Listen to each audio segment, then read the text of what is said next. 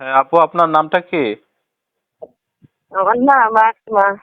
আসমা। বাড়ি কোথায়? বাড়ি নোয়াখালী রামগঞ্জ। আচ্ছা, প্রতিবেদনে কখনো আসছিলেন না প্রথমবার আসলেন?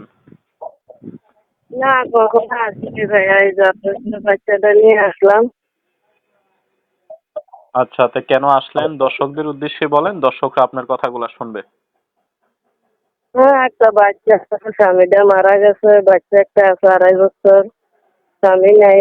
আর বাচ্চাটা নিয়ে অনেক কষ্ট দুঃখ হইতেছে, তো একবেলা আনলে আরেক বেলা খাইতে পারি না। আরেকজনের বাড়িতে সিলের কাজ করি, তার জন্য আইসি। আর এই প্রতিবেদনে আইসি যেন ভালো একটা জীবন সঙ্গী যদি পাই, বাচ্চাটার দায়িত্ব যদি কেউ নেয়, সেরকম একজন মানুষের জন্য আইসি আর কি।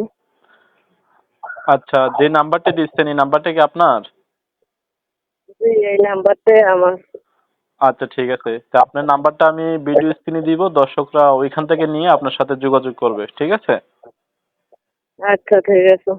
আচ্ছা দর্শক, দেশ ও দেশের বাইরে থেকে যারা ভিডিওটি দেখছেন ওনার নাম্বারটা ভিডিও স্ক্রিনে দেওয়া থাকবে, আপনারা স্ক্রিন থেকে নাম্বারটি নিয়ে ওনার সাথে যোগাযোগ করে ওনার বিস্তারিত জেনে নেবেন।